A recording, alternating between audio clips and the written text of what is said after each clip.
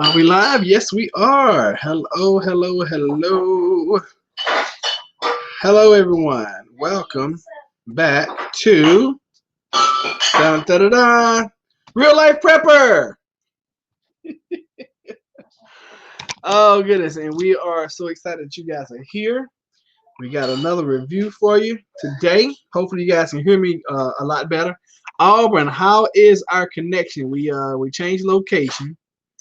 And let me see, it's only number one. So, Queenie, you're number one today. Queenie is it. Why would you pick that up?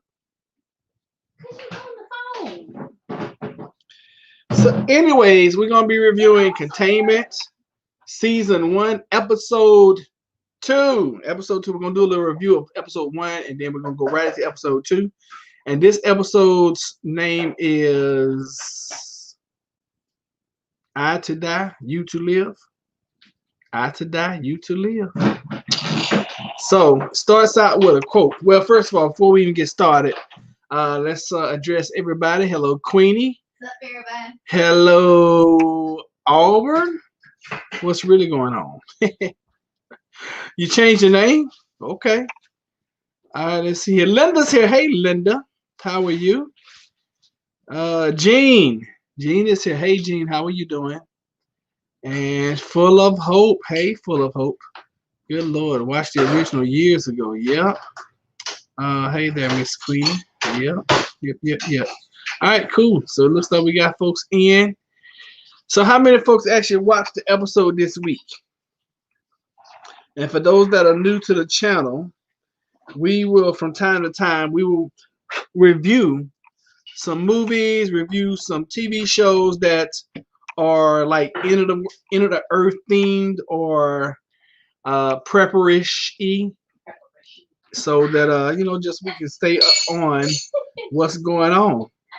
So the beginning of this episode, I keep saying beginning of this episode. Hey PP, how you doing? If you don't remember, if you have not seen this show, we are reviewing Containment. And Containment is about an outbreak that happens in what city of the country? Let's do a question and answer period real quick. What city in the country does the outbreak or the pandemic start in this show? Who remembers? Who remembers? Anybody? Anybody? I'll give you a hint. It's in the South. I know folks that were on last week, y'all remember. I know that. And I know we got a delay, so I'll wait. Amsterdam. No, it's not Amsterdam. All right, so Jean got it. Queenie got it. I don't know why, but every time I go live with Prism, the video always has the same name as the first and won't let me give a new title for each video. Okay, so it should allow you to do that. One thing I noticed about Prism, what was it? It's got a little glitch, and I can't remember how or what happened. How did I fix it? But yeah, when you get ready to open up Prism, you have to put your live title in right there. You can't hit go live and then do it. As soon as you open up Prism, type in what you want it to be, and then scroll down, erase your past subject line or whatever, and then type in your new stuff, and that's how you do it. I'm not a movie person. I understand, neither am I, but this is a TV show. It was years ago. I think it came out in 2017. Atlanta, Georgia. Yep, you're right. That's where it started. Not watched it. I'm here to connect with the family. Okay, no problem, Linda. Yeah, I've always loved living near Atlanta where the CDC is not. Tara's here. Okay, Tara, you normally don't come in the evenings. All right, glad you're here. So let's see here. We got an outbreak, and they're calling patient 0, this kid who snuck on an airplane and flew in from where? Where did he fly in from, y'all? Y'all remember? So I changed the name to what I named the first video. Oh, okay. Well, where is Jennifer? Jennifer is right here doing something. I don't know what she's doing. She's getting water, or I know she's the star of the show, so I watched episode 2 today. All right, boom. There she comes in with a bang. She's eating, feeding her face. I don't know why, because we just ate a whole feast a while ago. I didn't eat all my food. Oh my God. It's gorgeous. Y'all, this is she good for TV. 'Cause 5 minutes ago, she was not ready. She was not camera ready. And all of a sudden, here it is 6 minutes later, it's a whole metamorphosis.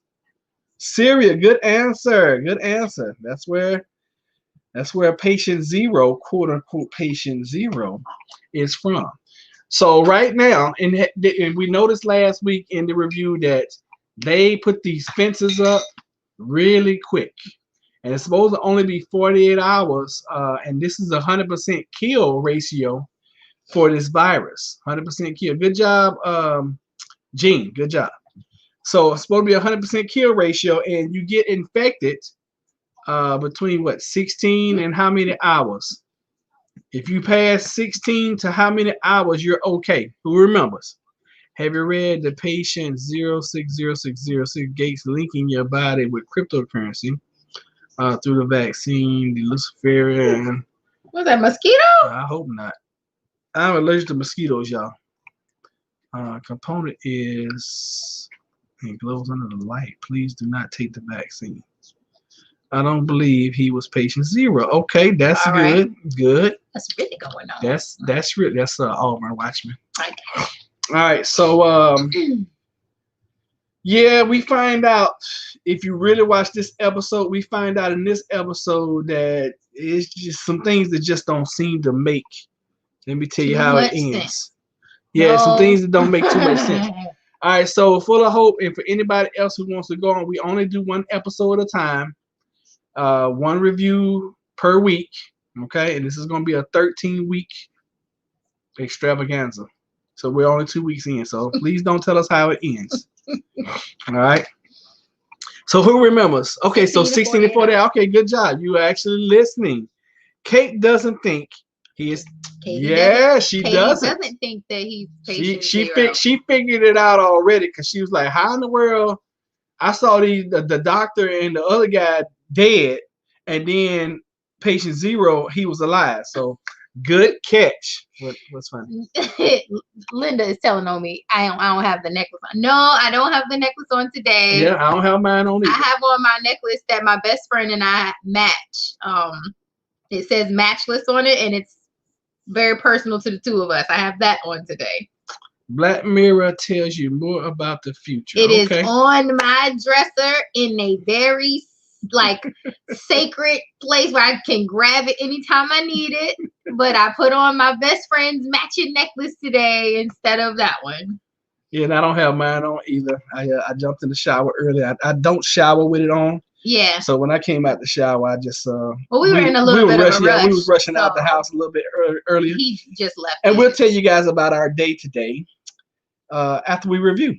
Yes, after we review. All right. So let me see. But yes, so Katie is like the other doctor. So-and-so was dead, and the other dude was dead, and this patient is still alive. And Dr. Canners passed it off saying that some people's patient immunity zero just fought harder. His body was, it's different for everybody. So his body fought a longer battle before he died, which, is very suspect to her in something that was killing people so fast and has this high mortality rate. So, of course, she says she's suspicious, and if you were paying attention, you're suspicious because you saw that they were dead and the other patient was not. So yeah, we all got our suspicions, but we still don't know for certain because that is a very plausible reason for him to have been alive afterwards, because that is very true. Viruses attack everybody differently, which means that I could have had a stronger immune system than Broderick and someone else, and they could have died first.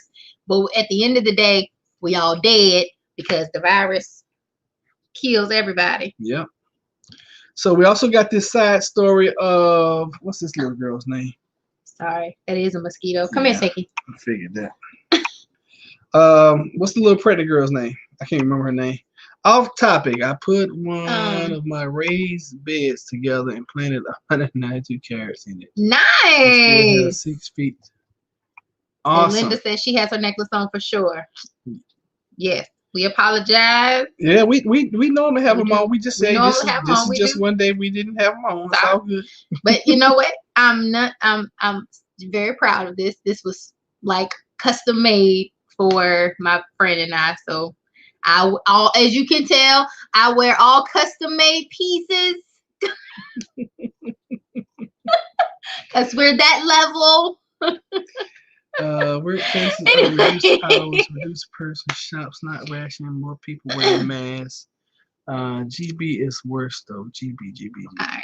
So, Great Britain. Oh, Great Britain. So, okay. So, back That's to containment. So we get where what's his name? Lex tells Jana that she needs to kind of hunker down at her job because that's a safe place for her because she works in a very sterile environment. Right. So instead of going home, she goes to her job and she's kind of looking around. And she's by herself and she's good. She's by herself and she's kind of looking around trying to see what she has, whether or not there's food, water, whatever she might need. She's doing what all good preppers do is inventory. Absolutely. She's definitely taking an inventory when she first gets there and realizing that the dude who was supposed to do the shopping didn't do the shopping. So the refrigerator is almost completely empty. So that's just chaos. First of all, you get somewhere you think you're supposed to be safe and you're not supposed to leave, and it's 48 hours and there's no food. So, but not long after she gets there, two of her colleagues come back. Her best friend. I don't know her name. Her best friend and this married guy that the best friend is seeing. Yes. We find that out. Yes, his name is Dennis. That sounds about right. I think that's his name. So the three of them all work together. So of course they decide they're going to hunker down at her job, which is completely fine. But of course, now you're talking about an almost empty refrigerator split between three people for 48 hours instead of just one person. And then all of a sudden we get a fourth person, which happens to be the idiot who was supposed to go shopping. Isn't it always the people that screw up something that come in and want the most? Isn't that always the case? Girl, terrible. But yes. She rationed out the food for the expected quarantine time. Yes, she did. She said if we did it this way, we would be fine. Blase, blase. That's exactly what she sure did. And that's a good catch, Jean. Yep. Jenna needed to have her head examined. I had a man like him that wanted me to move in. He getting back in with that.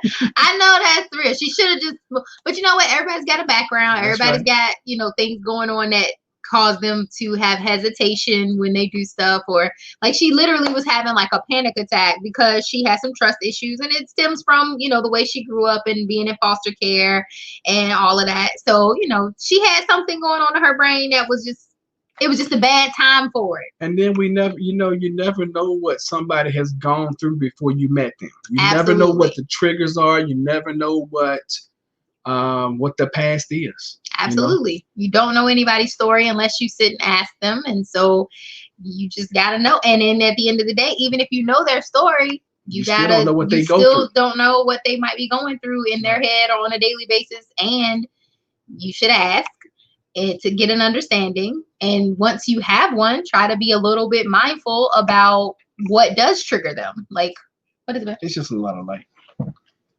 I thought it would be better. Not coming from behind you, in front of you, sure. Do it the other way.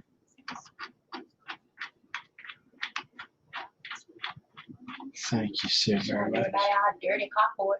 They couldn't see that. All right, so let's see. So what happens after that? So after we get the 4 people in Jenna's job, the little girl is at her mom. Oh, the pregnant girl. Yes, the pregnant girl. So pregnant girl. So that's what takes a big because I kept saying I don't think anything happened in this episode. That's what takes the biggest storyline is the pregnant girl and all her friends at the party. Oh yeah, I thought I was gonna go to the grandma, but you're right. So the pregnant girl is invited to this party with all of her friends, and they're all teenagers and all this kind of crap. And the girl who's invited, she's hugging on her. She's like, "Oh, we supposed to be, She literally kissed her. She literally kisses her, and it's just whatever. So anyway, she doesn't go to this party because why didn't she go to the party?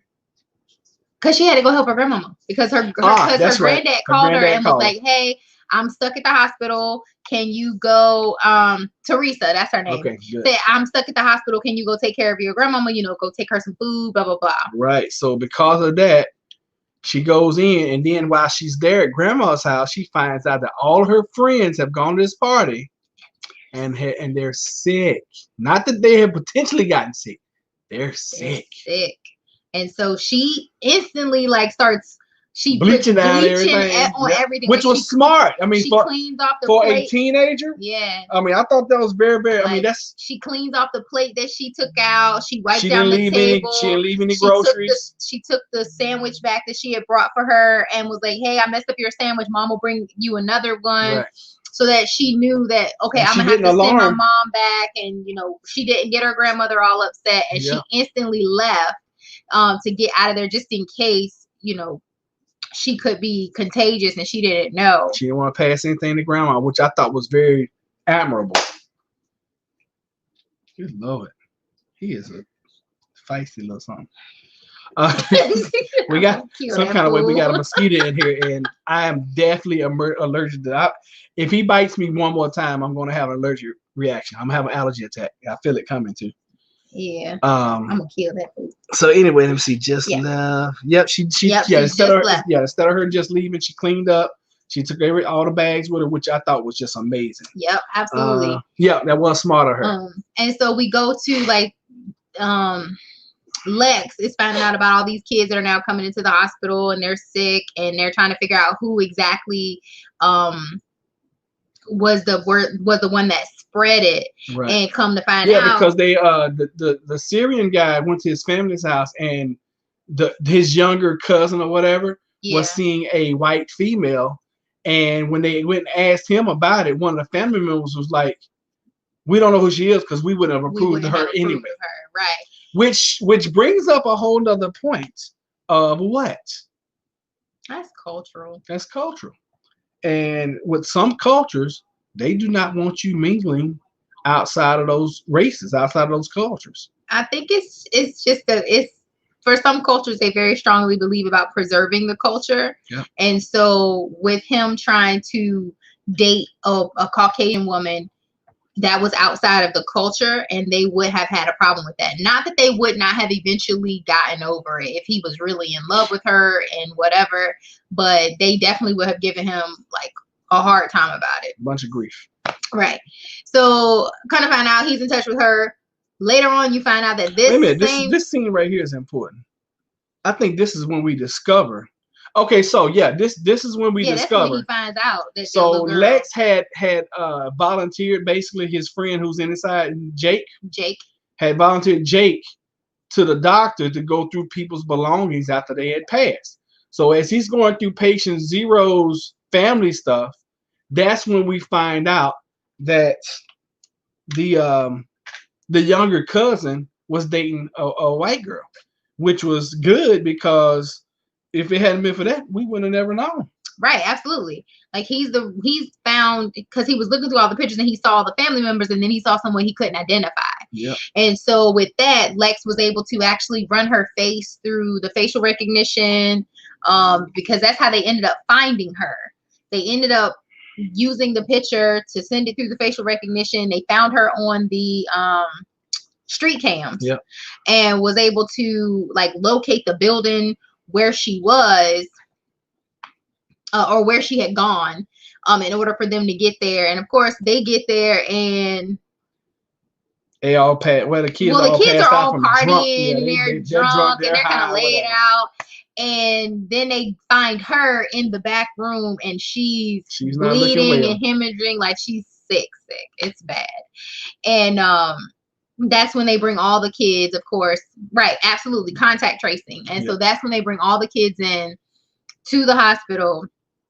And that's when, of course, the news goes out that those kids have been in, because they're trying to then find out who else might have gotten out of the party and been in contact with these kids. And it was a potential that early. It was a potential that someone had gotten out of the quarantine zone. Right. They thought she had. Yeah, they thought she had gotten out of the quarantine zone. But then when they realized that she was still there, they were like, okay, it's still within the cordon, which is great. But now they're like, well, we don't know if there were any other kids at the party who left before they got there, or people that have come in contact with these kids after they came in contact with her, or people that she has come in contact with, like the driver of the car. They didn't know where the driver was. And of course they don't know that one of the kids at the party kissed Teresa, the pregnant girl, on the cheek. So that's somebody else that has come in contact with these people who's not at the party, who is not quarantined at the hospital now. So the fear of an uncontrolled pattern of infection started from that party, where they were uncertain as to when, or they were uncertain as to whether or not they actually still had control of the bug, and it was contained at the hospital. So that's when the decision was made to extend the quarantine from the 48 hours indefinitely. Yeah, they locked it. They just like, we're gonna lock it down. Yeah. And you find out in the end, they start putting containers there, and they were like, we got to bring them in. And so they bring in all these containers, and they set up a more like solid structured quarantine around zone 6 with the cargo containers, because at this point they don't know how long the quarantine is going to last, because 48 hours isn't good enough, because they don't have control of it anymore. They don't know who has it and who doesn't, who's touched anybody and who hasn't, who spit on someone or whatever. And so now there's just that. They're like, we don't know what to do. So we have to wait for it to burn itself out, in essence. And hopefully the strong can survive at this point. That's basically what's going to happen. Absolutely. And this is just episode 2, y'all. And we done lost control already. This is only day 2. Oh, yeah. And we lost control already. Sad. Okay, tell me something about the containers. Oh, let me tell you something about the containers. How quickly they rolled those containers in, like they had them sitting at the docks just waiting to be put in. And that's what I thought. We was like, how they get these containers in here so quick? They're so day fast. 2, you know? Exactly. Like, what did they do? They just had them sitting. They were like, hey, we know you're gonna need these. We got them just sitting here waiting for you. Like, just come get them. We talking about hundreds of, if not, I don't know how many it takes. It's probably thousands of, because they were like literally double stacking the containers on top of each other, and then you're talking about around a whole section of a city. That's huge. Huge, yeah. That's very, very big.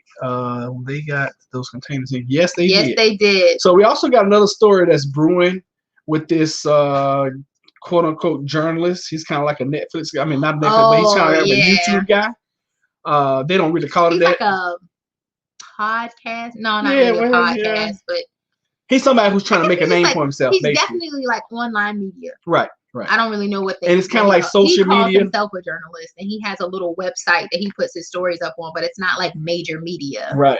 But he happens to be the only journalist that has any kind of online following and his own little web and show. He has an inside connection. I don't know if y'all noticed that or not, but somebody's giving him a bunch of information. That's what I was about to say. That seems to have a way of getting information from inside of the cordon that we are trying to figure out how it's happening. So the host said, I can't listen, keep wanting to tell you what is next. Oh, it does take a level of constraint. Yep, constraint to go through these reviews. Yep, as long as you can just stay on topic with whatever season, whatever episode we're on, you're good. You just said bodies in the containers. No bodies in the containers. No, it's not. Yeah, empty containers. Empty containers. Yeah. I mean, it could be. We don't know. We don't get that story in the episode, but yeah, we're assuming they're empty. Yeah.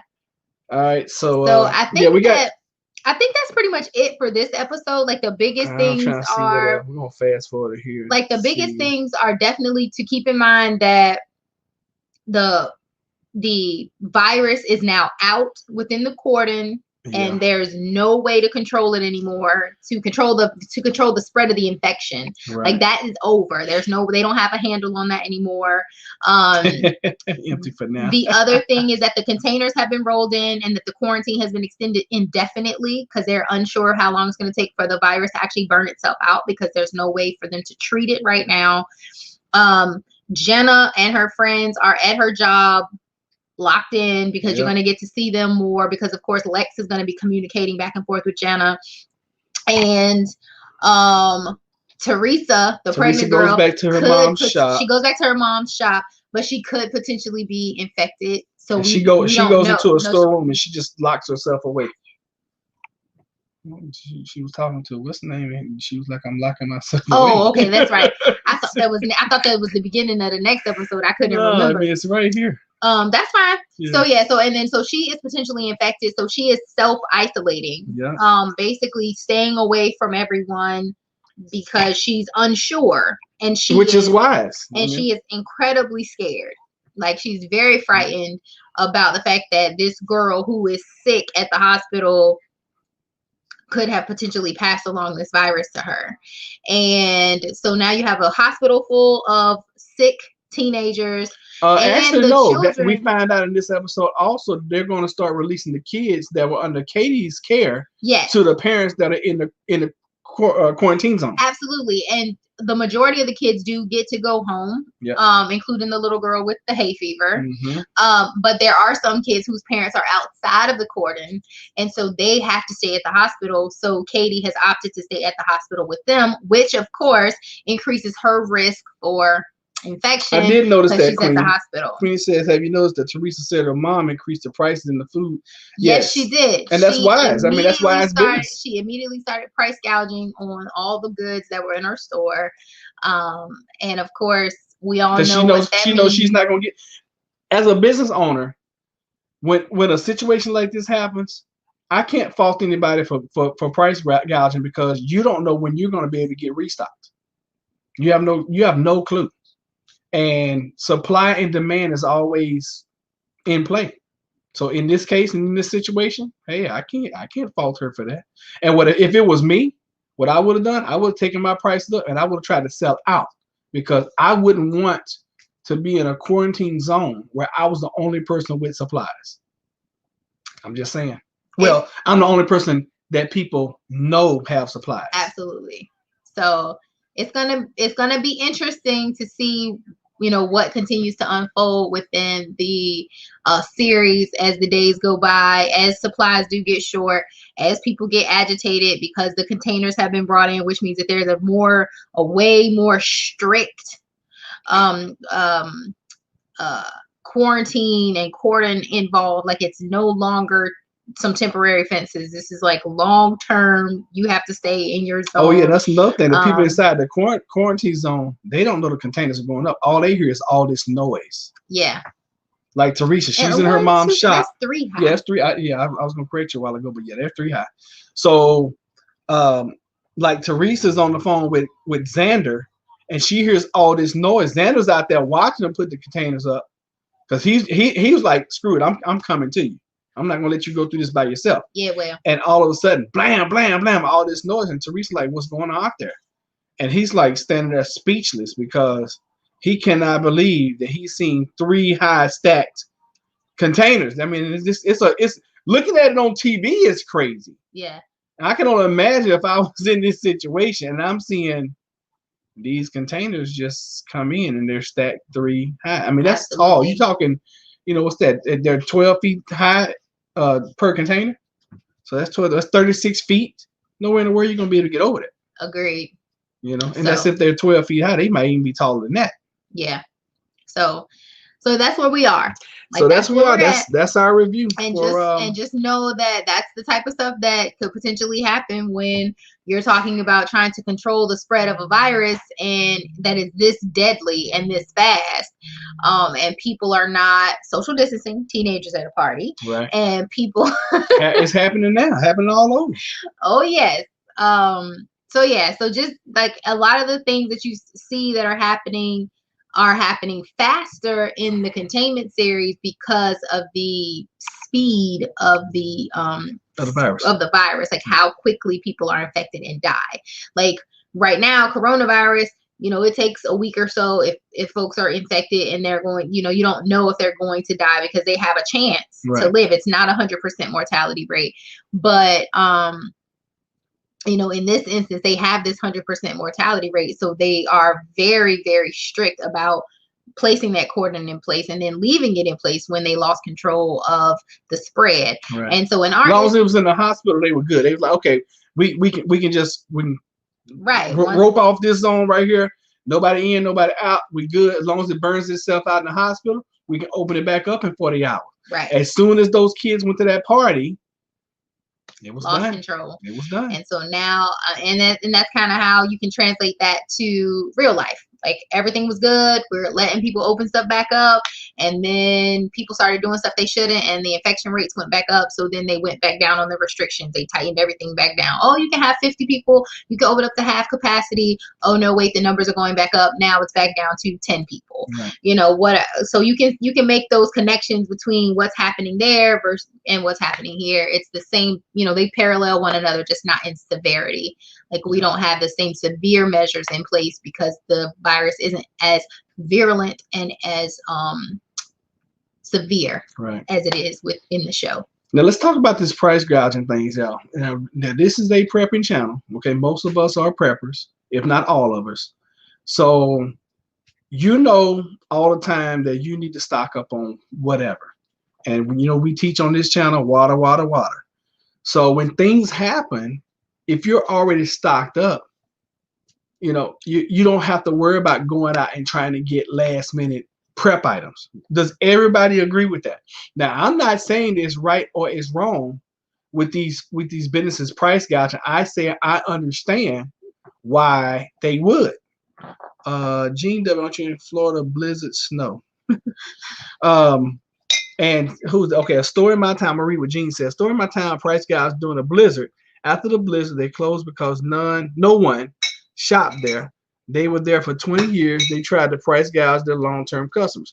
I mean, anybody can understand a bottle of water that normally would cost $1 going up $1.25, $1.50. Everybody can understand that. But I ain't paying baseball prices. Right? Not yeah, when you $8. Yeah, that's not going to happen. So I'm gonna come steal that bottle and be done with it. Then you don't get nothing. You be lucky to keep your life. Yeah, I mean, those are kind of things that can happen. And if I was put yourself in the store owner's point of view. If I was a store owner, this is what I would try to do if it's me. I would take my prices up a little bit and I would try to sell out because one, I don't know when I'm going to be able to get resupplied.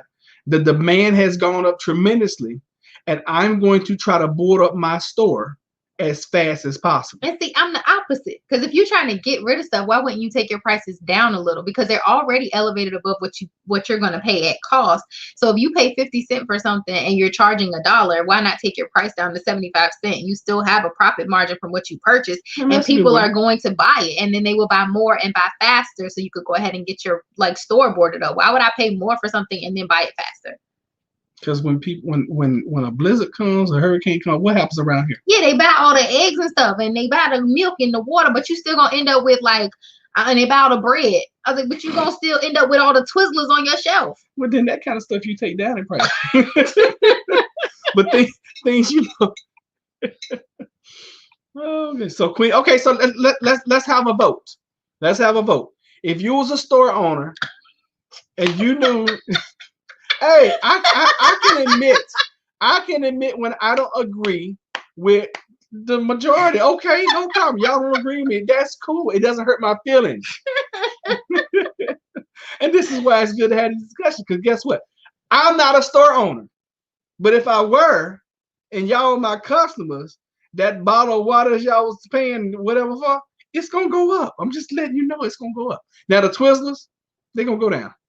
Roger. He raised the price of milk so high. He took milk from the school and gave it out. Oh no, that's ridiculous right there because that's a perishable. I mean, and that's the other thing. Like, if you're trying to get rid of goods, then you bring the price down. You can still have a profit margin for yourself, but bring the price down so that people will go ahead and buy it. Because if I only have $50 and I need $51 items, and you got $1 for milk where it's normally $1.50, then I'm in a really good place. I'm not talking about milk and diapers. But but I'm just like on everything, like on everything. Bring the prices down because then you empty out your store faster.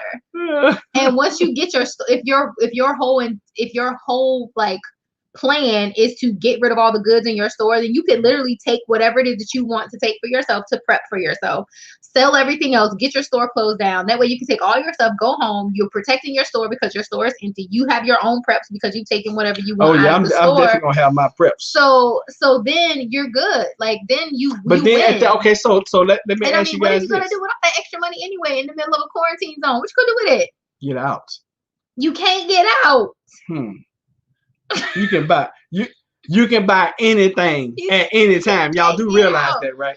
You can't get out. All right, I stand corrected. I'll be the one looting Roger's store. That's why I'm gonna sell everything. I told you, quick, that's gonna be me. This what? You want what for this? No, I'm gonna just take this. Okay, hold on. I'm done here. Hold on. I said I would take prices up like 25%. That's not price gouging. I said I would be more concerned about the welfare of the people than about my bank account. Well, that's y'all. Thank you. But Thank you. If we had a store, Jennifer would not allow me. It's 25% though. I mean, take it down 25%. You probably, like literally, you probably bought it. You probably got it as a dealer, as a retailer for $1. You don't know what I got it for. But you probably got it for $1. How am I sell a bottle of water for $1 if I'm paying $1? No, I'm saying okay, let's say you got it for 50 cents. Okay. You got a bottle of water for 50 cents. But you already selling it for $1. Okay. Because you trying to make a profit, right? On everything you sell. So you already selling it for more than what you bought it for.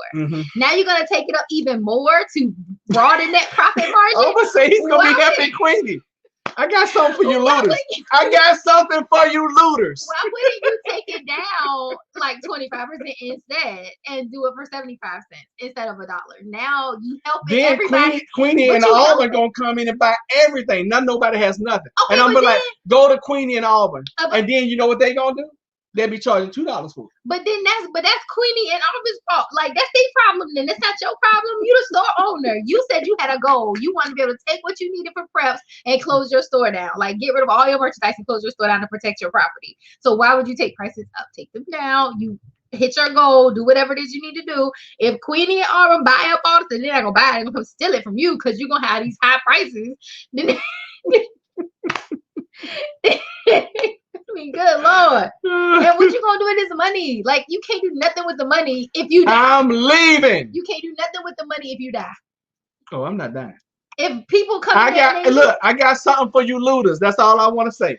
Let me see here. Jennifer, understand business. You have to move product. Thank you, Estella. Thank you. That's the whole point of what we're talking about right now. Estella won't be buying anything because she's already prepared. That makes sense. That's why we prep. So when stuff happens like this, you don't need nothing. Now for the dummies who don't prep, guess what? They're gonna pay $1.25 for my water. No, the looters gonna come in there. I'm shooting all looters on site. Me and Auburn gonna come in there. And I'm shooting you, Queenie, and Auburn on site. We're gonna take you down, shoot you in the neck, and take all the stuff off your shelves anyways and hand it out to the people. I got something for the owner. Meet my little friend. I got something for you looters. Meet my big friend. Whatever. I'm gonna be at the door telling you want some bread, baby. Here you go. Take this loaf and go about your way. And I'll be like, that's $2. You want this milk, baby? Go on, take this milk. Go. That's $3.75. I'm like, don't pay that fool no mind. I'm gonna lock him in the storeroom. That's really gonna happen. Well, we're gonna see some of that later.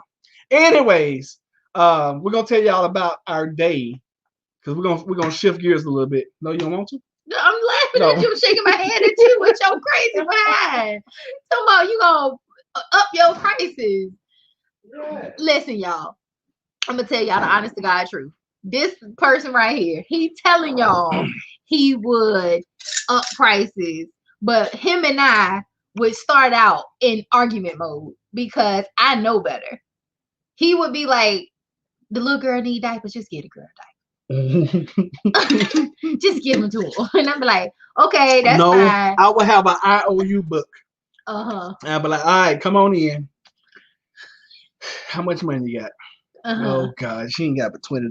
Uh-huh. How much stuff you need? Oh, she need $50 worth of stuff. Okay, I tell you what, we're gonna let you have this other $30 worth of stuff. I sign this IOU right here. Okay, we got you in the book. Exactly, and then the IOU book will get lost because Roger don't keep track of no paperwork. Say, plus we'll strip your car, Damn. go to your house, loot the house, and take the dog. See what happens when you upset folks? You should have just gave them the milk. Now you done lost your car, your house, and your dogs. But have some milk. Dang, I just said I would extend credit. Damn. And Queen is supposed to love me. She gonna loot the house and take the dog and strip your car. Now I gotta call it right there. You mess with the car, that's just problem right there. Okay. Just strip the work van. Leave the car. Yeah, please leave the car alone. Strip the work We van. just paid that off. Strip the work van. Leave the car where it's at. But Susie didn't do it. Susie's on my team. What it? Doesn't every man want you to believe they got someone for it? If I had a dime every time I was disappointed after hearing that. Oh, don't worry. Listen, Roderick plays real tough, but he would literally be like, I get a whole damn just go ahead, just take whatever you need. Can I do that now? Because he do that now. Like I have to tell him, hello, like you're in business. We need to pay the lights in the house before you go giving away all the money. Or Roderick, you just finished. As a matter of fact, you just finished doing $3,000 of work for somebody, and you only charge them $1,200. Like, can we talk about the level of deficit you created within your business? Like, he would give away everything. So don't worry about it. I'm in a situation right now.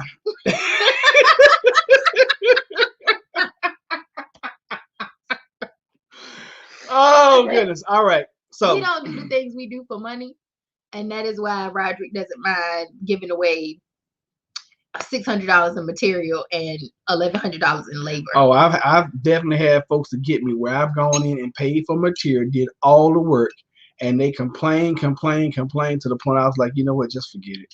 And I'm talking about professional, contractor, A quality work. And I know, so I'm thinking of somebody right now who still owes me money. On a job where I bought materials, put a week worth of time into their house, and they did not pay me. Yeah. But you know what? Right after that, said person got sick, husband got sick, sister got sick, died, and who else died in their family? Cousin. I mean, it's like all within the next month. It's a cousin or a nephew or something. And I don't wish any bad on anybody. No, but the Bible do say, "Touch not my anointed." No. I'm just gonna say. Whatever. You really, or the golden rule: do unto others as you would have them do to you. Like, don't do something to somebody you don't want them to do back to you. Like, and then karma does come around. I firmly believe in karma. I mean, all of that says basically the same thing. Like, don't put out in the world something you can't handle getting back. Because usually it's funny. Last time I saw that person, usually it comes back. They couldn't even have way speak to me. Exactly. I was like, hey, how you doing? Exactly. That's because they shame, and it's all right. It's all good. Yeah, no problem. Whatever. So this morning, it starts last night about midnight. I find the perfect house. I need some theme music. Dun, dun, dun, dun. I find the perfect. Okay, when the SHTF, I am definitely not practicing any godly share stuff. Hold up. Wait a minute now. Wait a minute. This the same person that said they was gonna come loot my store? Yeah, because she said she's not practicing any godly share. Not practicing. So why in the world should I not take my prices up? Get that off the screen. No. I thought that was hilarious. Everybody needed to see that. Like, she was like, when SHTF happened, that nice stuff is the meek shall the air here at the earth. You better have your earth already, because somebody come and take it. Y'all can't say none of that, huh? What'd you say? I wasn't listening. I said that meek shall inherit the earth stuff. The meek earth is gonna be taken by somebody who don't give a crap. It says something about the this violent. Is not that channel. It says something about the violent take it by force. Yeah. I'm pretty sure that's what it say. Yeah. Heaven suffers violence, and the violent take it by force. Pretty sure that's somewhere in there. Water, y'all. All I'm saying. Anyway, so yes, midnight, last night, this morning, first thing. I find this perfect house. Dun, dun, dun. So much to the point where it has a pool. Dun, So dun, that's a water dun. source right there. Period. Boom. So I sent it out to the realtor this morning. Well, last night I sent it to Jennifer last night. So this morning, everybody starts, buzzing about this house. So I called my realtor because I've been up literally since 4:00 this morning. I went and finished project 2 this morning. So when I'm leaving project 2, I called the realtor. I was like, hey, did you check out the house? Blah blah blah. She's like, yeah, let me look at it. This looks good. Blah blah blah. Do y'all want to see it today? I was like, yeah, let's go see it. Let's go see it. 1:00, let's do it. I'm like, okay, cool. So I called this person sitting next to me. I'm like, hey, we got an appointment at 1:00 to go see such and such house. All Blah over. blah. Ready. So she talking everything. We ain't even gotta see it. We can put a bid in on it right now. Right now. I didn't see Kevin. Where he at? He just popped in. Oh, what's up, brother? That's about on time for him. 45 minutes in. Good day. You early, actually. You normally get in about 54 minutes. You early tonight, brother. So anyway, she talking all these yanks. I was like, hold on. So I had the realtor on the other line. I said, hold on, let me call the realtor. Hey, realtor.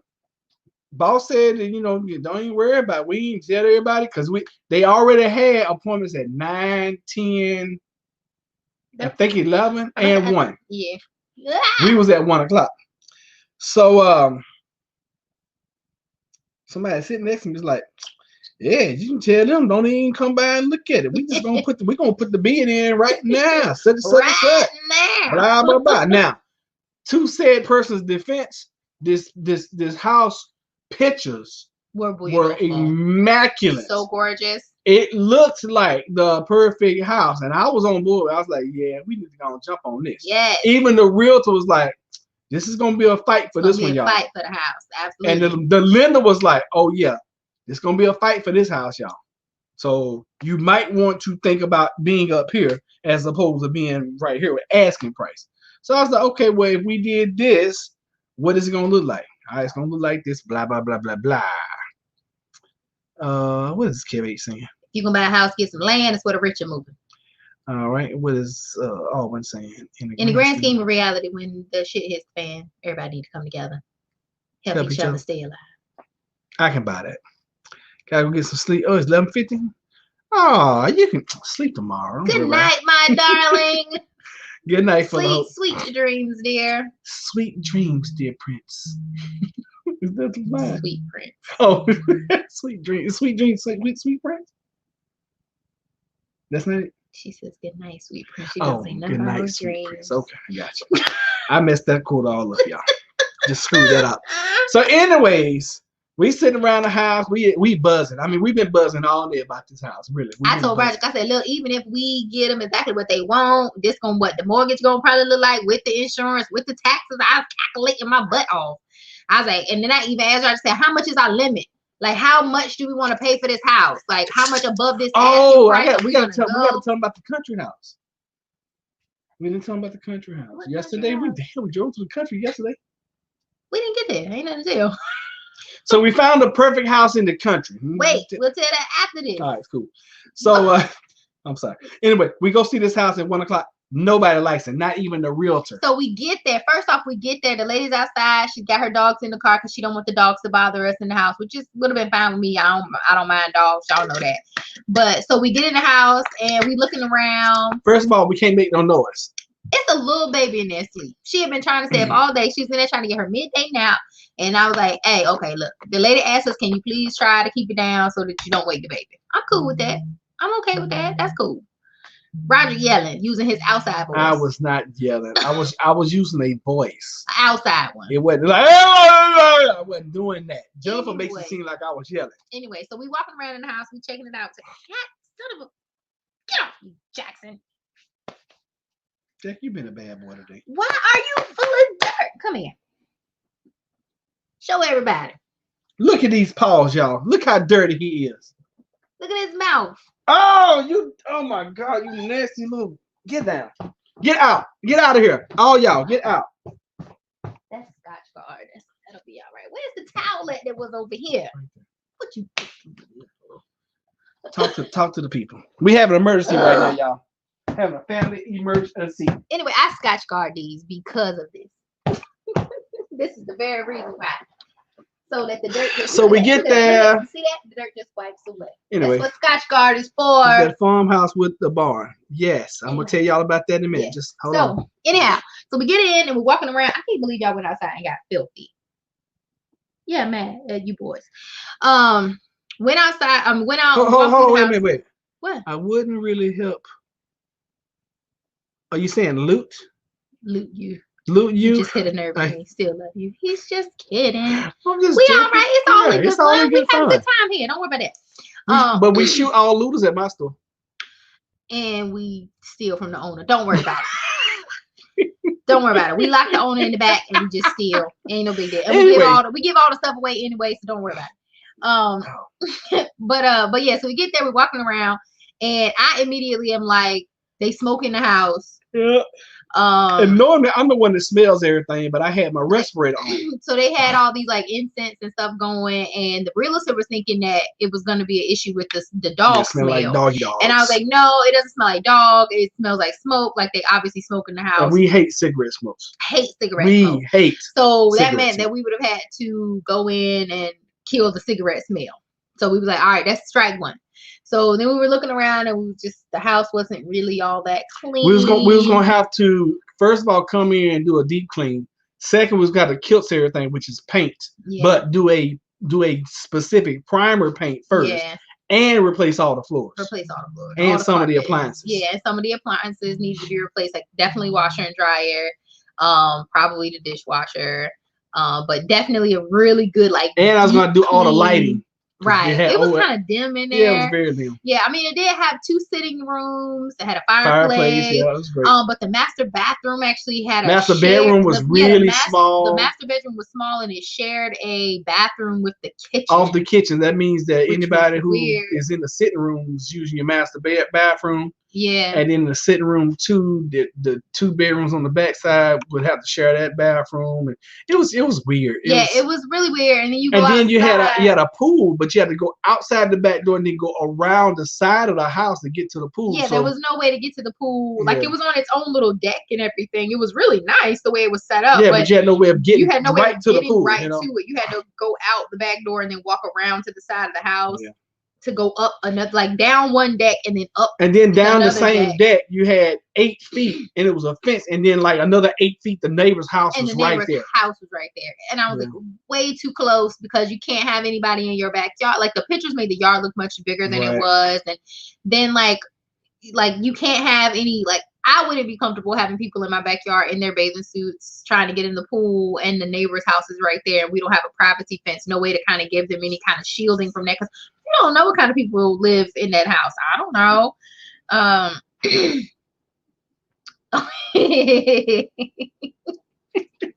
Oh, but we on like 3 different subjects later after that.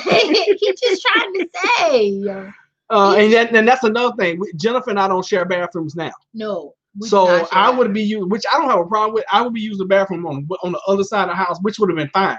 Yeah. But the deal breaker was it had this immaculate garage that was with a finished attic, and it was heating and cooling in the garage. Yeah. But we walk in. Yeah, so the renter, the lady who's there now has been renting for 3 years. She's not the owner of the house, and so she has been keeping her dogs in the garage for the most part, except for when it's very cold or very hot, when she brings them actually in the house, because the garage is temperature controlled. So they stay in the garage, they have access to the yard, which is a nice deal for them. Yeah. But by the same token, the garage, you can tell that dogs have been living in it for 3 years. Like, it is funky. In the garage. It was bad. It was really it was so bad I didn't even pull it down. I thought a homeless person was living in there. It was so bad I wanted to go up in the attic and look, but I didn't want to pull it. I didn't want to be in there because I didn't want that funk to get in my skin and on my clothes, and it was bad. So the perfect house, sight unseen with the pictures, was beautiful. But we learned something. We learned we gotta walk in and smell the house. Smell the house.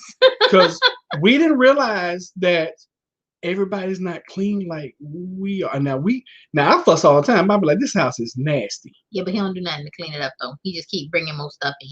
That's not true. But I do these floors all the time. All the time. That's all though. So anyway, At one time, Jennifer and Rod were homeless. That is a true statement.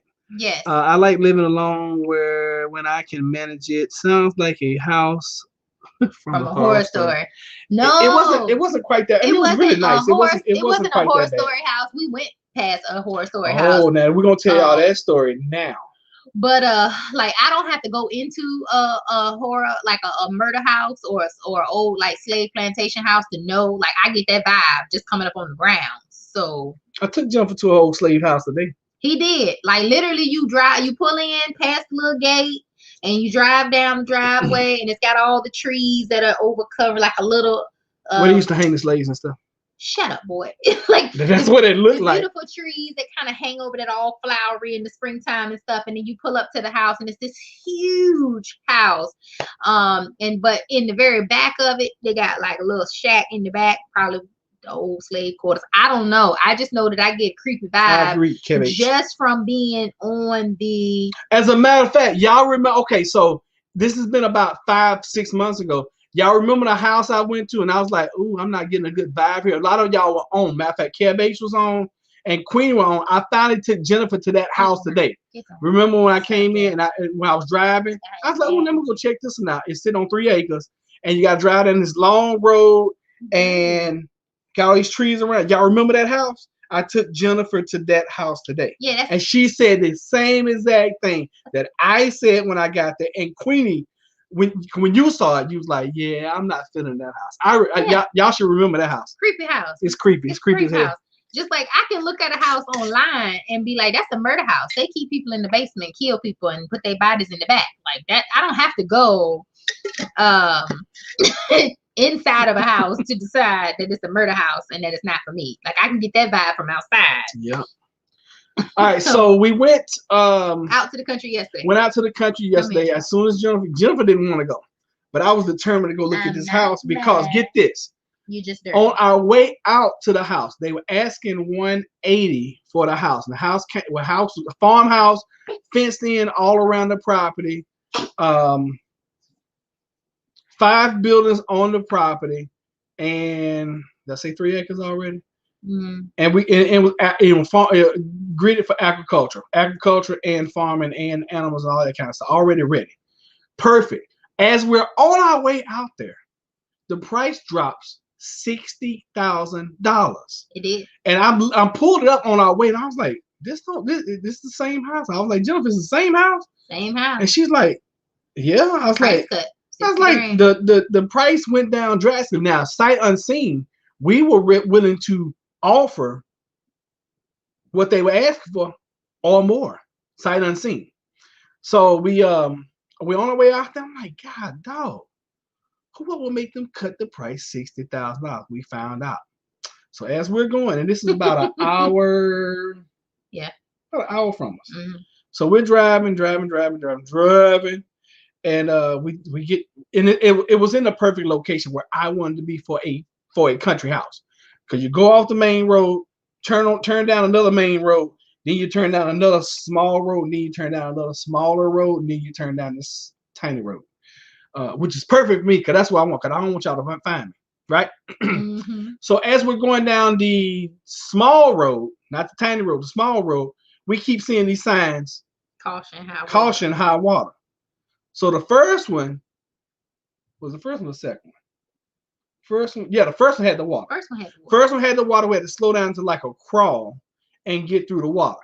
So that was okay, because we're used to that around here, because it's always flooding. Yeah. So the second one we get to, it wasn't any water at all. I'm like, "Oh, we good." When we get literally a quarter mile away from the house, and it probably wasn't even, because I could see the property. Couldn't see the house. I could see the property. We get to a lake on the road. I mean, literally, that's what it looked like. It looked like a lake. It did. To the point where I was like, "Hell no!" And I turned the car around, and we just started heading back. So we didn't even go see it. Can't get to the property. Couldn't get to the property. Now, if we could have gotten to it, man, 120. Oh God, because the woman is desperate now to sell it. Well, that's because the reason that the reason that the price dropped, it was not because you can't get to it. Because people out there are used to that, so they're driving around in trucks. Right. They high up. It's not bothering them. The reason was because because of the area and because of the condition of the property, the banks were not loaning money to people for this property. So she dropped the price because she's likely hoping to get a cash offer for the property itself. Because she just wants to move to Maryland and get out from underneath this property. And she's gonna lose money. And she's definitely gonna lose money on it. But at this point, she's like, she does not care. She has to take some form of cash offer and probably gonna end up being an investment property. Now, if we wanted it, we could have gotten it because our realtor knows our end game. She knows what we're trying to do. So she was like, listen, if y'all want this how you can do it. You get this kind of loan, blah, blah, blah. You can make this work, such and such, blase. But the one thing that's going to cause it not to work for us right now is not how far. The distance of an hour is not that bad. It's us having to commute down those little bitty tiny roads. Yeah. Especially at night for me.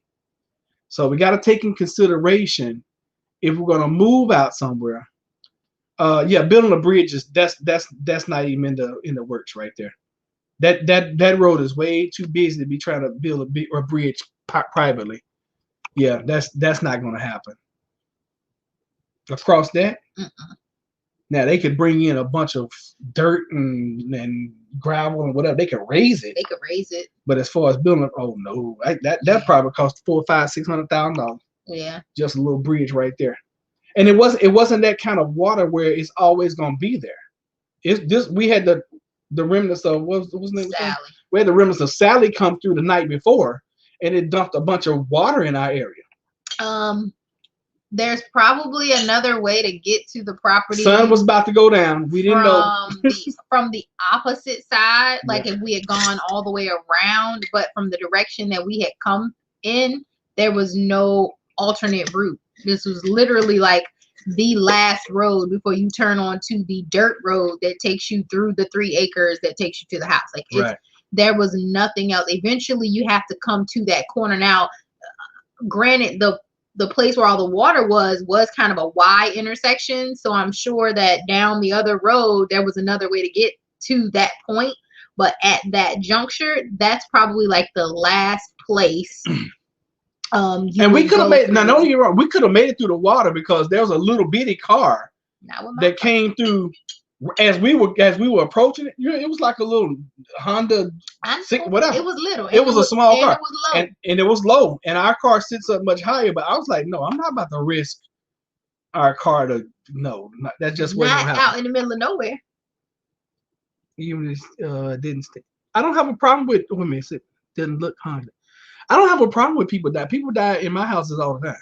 See, y'all, I work with people with special needs, so they check out all the time. So me buying a house that somebody died in, it doesn't bother me. Matter of fact, I just project 2 that I just completed. Pretty sure the lady died in the house. It didn't bother me. I was in there the whole time by myself working. Yeah, it's not about somebody dying in the house. It's the feel of the house. Like, if the house feels creepy, then it's just creepy. And now, Linda, I can't remember what. Now we did go see another house the other day. I can't remember it. And we went we drove to the country to go do it. I just can't. And I remember us doing it. I just can't remember where the house was and what we went to go see. I don't know. We were out in the middle of nowhere a couple days, so. Yeah, it was like back to back. We went out there. So I don't know. And then while we were coming back from that house, from the country house yesterday, we went and looked at another house that pictures looked immaculate on the stuff. It was sitting on an acre. It was in Suffolk, which is in the in the country. And yeah, it's in the country already. Boo. And we drove past, and I was like, oh God, no, this is whatever. Crap house. Like the pictures look great. The space was great, but the majority of the acreage was in the woods. Oh gosh, she was a hoarder. That's terrible. I'm sorry to hear that. But yeah. So. Linda, we did go see another house because this one that I found yesterday, we were going to see yesterday. I found it the night before, which was great. It was a great deal, in itself. Yeah, because we were in Isle of Wight the other day. Yeah, we was out. I just can't remember what we went to go see. I don't know. It wasn't, but obviously it was not impressive. You know what? The only thing I remember about the drive yesterday. They all have a barn, Linda. So other than the fact that we couldn't get there was when we were talking about driving past the Texas Chainsaw Massacre house and the children of the corn into the swamp and over the bridge. So as we're driving out there, it took forever. This was the longest drive ever. And as we're driving, we're like, okay, well, when we tell people to come see us, we be like, okay, you're gonna pass the Texas Chainsaw house. Then you pass the Children of the Corn. Then you pass go through the swamp. Go through the swamp. Go over the bridge. Go through the swamp again. And then you're about 4 minutes out. Then you're about 4 minutes away. Once you get but you gotta do 45 when you hit that. When you go past the swamp, make sure you're going 45 miles per hour because it's exactly 4 minutes. So we were just joking about how far away. Now, if we had gone out there, and thank God we went out there right at the range. Yeah. Because had we gone today, and so you wanted to go today, because Jennifer didn't go. She just wasn't feeling it yesterday. She did not want to go, and something within me was like, we got to go look at this house today. And I'm glad we did, because had we gone today, everything would have been perfect. Yep. We wouldn't have known anything about it flooding out there at all. All the signs would have been down. Everything would have been good. Yeah. We'd have gone out there and potentially bought this house that we could not have gotten to when it rained. Or couldn't have left when it rains. Which means that I had to tell my boss, I'm sorry, I can't come to work anytime that it rains because I can't get off of my dirt street. Right, exactly. I can't get off my farm because we need a canoe. We need a what's the things called when you carry your boat your car across on the water. Ferry. We need a ferry just to get down the road. It was a lot of water, y'all. I mean, we hadn't seen that much water since the nor'easter on Colonia. Oh yeah. That was the best. Like when we first got married and we were living in our little crap apartment, our freaking roach infested apartment, and we kept having to get sprayed because the building people wouldn't they would not exterminate for the building. So we kept exterminating like every single month with like heavy duty extermination professional in our apartment. And we had this nor'easter come through, and what got us started. Two of the worst things happened. One, the basement of the building flooded out, which was where the breaker panels for all the electricity was at, and Dominion came and took the meter and was like, we are not restoring power to your building until you have de-watered the basement, pump it all out, and then dry it all out. It took them hours. It took them like almost 4 days to get the power turned back on. So that was first. No, it took longer than that because the whole block was without power for like 4 days, and then we was out without power for additional 4 or 5 days. Maybe it was like 7 days. Yeah, because they could not come pump it out because everybody was out of power. Yeah, it was something like that. So it was a while before they got the power on, and then like before the water receded, we realized that we lived kind of on a hill, because the middle of our street was completely fine, but both ends, like at the corners, were like Shirley and waist deep. Princess Anne had like waist deep water. Like on day one after the rain stopped from the nor'easter, this dude came by in his kayak. He just paddled. we just watching watching him go by. It was so much water. It was crazy, and it was literally like. It was deep. It was that water was deep. Like, on this corner there's water, and on this corner there's water, but in the middle, no water. Our car was fine. Thank God. Exactly. Like our car was completely fine. When we parked, our car was good. Crazy. Yes, it was so crazy. But that wasn't the only time that we weren't like the only storm that we had while we were there, because we did have another. We had another one when we were away from home, like when the family reunion was going on and it started raining. We were like, we need to leave because we got to try to get back to our house because we knew it was going to flood. But by the time we had gotten there, it was already flooded. So we ended up parking at like 21st Street and having to walk home. And that's like 6 blocks. Yeah, and having to walk through the water, like while it was raining, to the house. Through the water. I'm talking about like it's chest deep. It won't chest deep. It's like neck high. I'm like, I'm having to hold Jennifer with one hand and try to breathe. Deep, but yeah, I mean, like it was bad. Like it was probably, talking about ankle. Oh yeah, it was definitely knee deep. It was knee deep. Yeah, it was knee deep. And we had to walk home to get to the apartment. I had forgotten about that, but we did, and it was nighttime, so we couldn't see debris.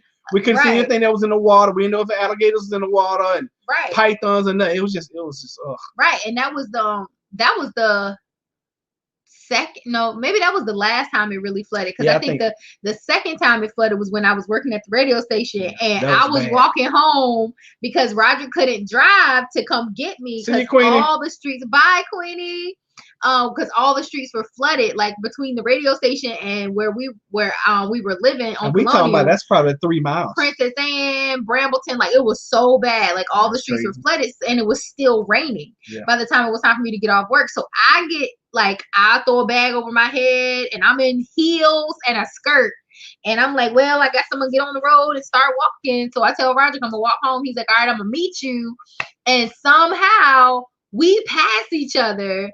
And so he calls me on my phone from the radio station. He's like, where are you at? My phone. Right. He's like, where are you at? And I'm like, I'm almost home. And he's like, well, I'm at the station. So he has to walk back. I'm trying to like meet him kind of in the middle.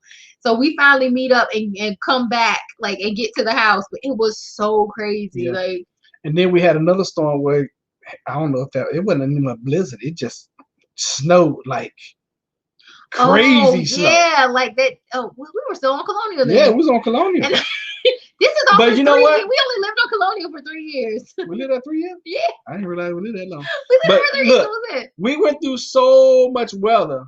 That street is what got us into prepping. Yeah. Absolutely. Because we went through everything in that little apartment. It was crazy. It was crazy. But it wasn't even a blizzard, but it was like knee-deep snow. I'm not exaggerating. It was a lot of snow. Yeah, it was a lot of snow. Like, and every time there was some kind of inclement weather, we'd be out in it for some reason. Another nor'easter came through, and we was down the street picking, just walking out in the storm. Because I think something was passing over. I don't know how. Yeah, because midnight had to go out. Oh yeah, we went exploring. Oh yeah, we did. We was always around. We go look, see what was going on, see how the other streets were faring, how much damage, what power was going to be on or off, or how long it was going to like. And then we go pick up aluminum siding all over the place. He was when the streets were clear. I'd be like, hey, let's get in the car. Let's go pick up all this aluminum siding and go sell it. And that's what we did. We go pick it up and go junk it. Hey, because it was everywhere, wherever you wanted to go pick up aluminum siding, that's where it was. Because it was just it's just right there. Oh, here's some. Oh, here's some down the street. So anyway, we got stories for days, y'all. Yeah, we can tell stories for days. Like lifetimes have been lived in the 11 years that we've been together. Mm-hmm.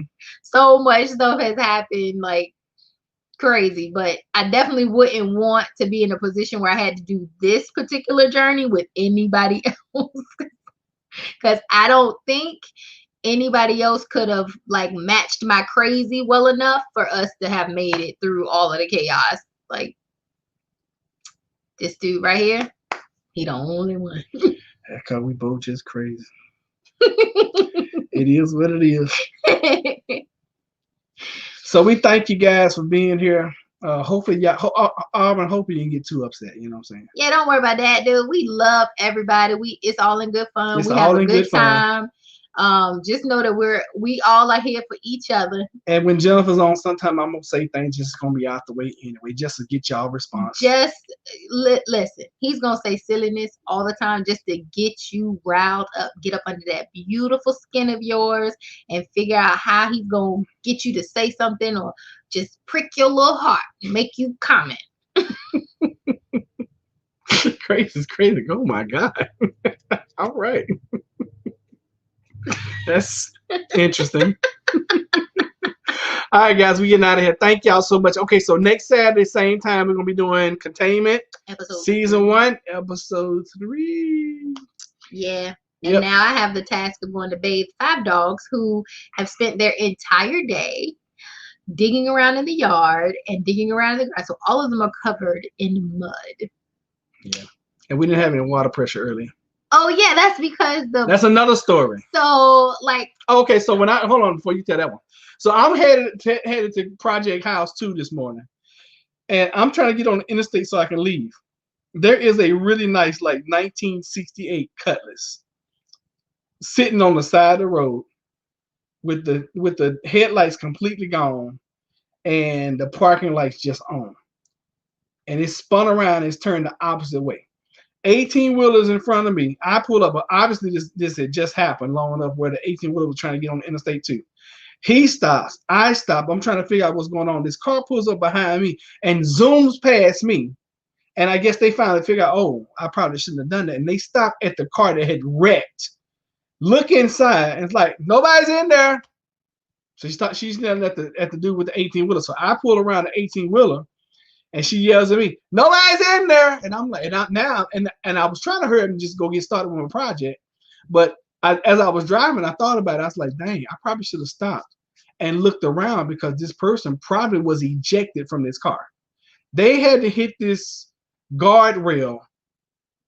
I don't know how fast they were going, but they had to be going 60, 80 miles per hour because they hit the guardrail head on and hit it with a force where it obviously popped the car up in the air and spun it completely around and landed adjacent to the guardrail on the opposite side of the street. They hit that joker going, I don't know, fast. So anyway, I felt bad about it later, but I didn't. And then by that time, the cop had pulled up behind me and put his lights on and everything. So I was like, okay, well, they got it under control. So then later on today, once I get home, Jennifer left out to go to the store real quick, and you notice what? So first off, I noticed that there was issues with the water pressure at the house, like because I was like, oh, we don't have any water pressure. This is kind of crazy. I thought maybe it was just my bathroom. So I checked the project's bathroom, I checked the kitchen, and of course, water pressure is bad everywhere. So I let Roderick know, like I literally walked out the door 2 minutes before he came in. Like we were still on the phone talking as he came to the house, but I let him know that hey, your shower's gonna suck because of the water pressure. Like it's just not there. So I drove the back street towards the store, and I noticed that there was like water kind of everywhere, and I saw it kind of. One of the same food that wrecked the car had run over the fire hydrant. Maybe. And I had noticed that it was kind of just bubbling up, but I couldn't really see. So I was like, I made a mental note to check it when I was on my way back. So when I was on my way back from the store, I stopped in the area to actually look to see what the problem was, and somebody had backed into or run into it or whatever, or run into or run over or whatever the fire hydrant, to the point where the fire hydrant itself wasn't damaged, but they had pushed it so far away from where it's actually supposed to be seated that they likely broke the actual pipe that goes up into it that feeds it with the water. So the water was just coming up out of the hole in the ground. And so I made note of the street, took some pictures and video, and I called the city and let them know. And they had someone come out here and, you know, plug it up, fix it or whatever. They didn't actually put the fire hydrant back, but they managed to stop the water from flowing. So we got our water pressure back, which is nice. But like, people just do random stuff. Like if you run over a fire hydrant, I realize that maybe you think you could be in trouble, but can you call the city? Because I mean, you're affecting everybody in the whole entire neighborhood. We got a friend who yesterday, and she lives in a very nice neighborhood, very nice house. That was today. That was today? That was this morning. That's right. That was this morning. And she has had a very nice bricked with glass in the front, like mailbox, like that somebody just ran through. I mean, I don't know how they even drove their car after that, because it was demolished. I mean, like every brick was somewhere like, other than stacked all the way down. Like there was nothing left of this mailbox. Yeah, crazy. It's very crazy. So people are just doing crazy stuff. Thank you all that needed for us to connect. Been a really hard day. Oh. Well, I'm glad we were able to help make. And Jen, you're right. Older cars don't have those chest seat belts, so I'm hoping that person is okay. But they were driving way too, especially for that. Ooh-wee. So obviously there was either one really horrible driver in the city that just managed to be everywhere. Like they ran into the fire hydrant, they ran into the mailbox, and then they almost killed themselves on the interstate, or may have killed themselves on the on-ramp to the interstate. Or there were 3 really horrible drivers in the city all at the same time at the same day, and they are all crazy. So all right, we're gonna get out of here. Yeah, I'm gonna see if I can find something about the accident. That's probably nothing. Yeah, no, especially like you're never gonna see that. Like that person is probably hit the mess, realized the car won't start, and left the car there and went on about their way. Like, you probably won't be able to find anything on that, because we all know that the little small things don't make the news because they're not scary enough. Only the scary make the news. So true. All right, we out of here, y'all. Thank y'all. Appreciate you. Send y'all some love, and we will see y'all Love next y'all. time. Y'all be blessed. Bye.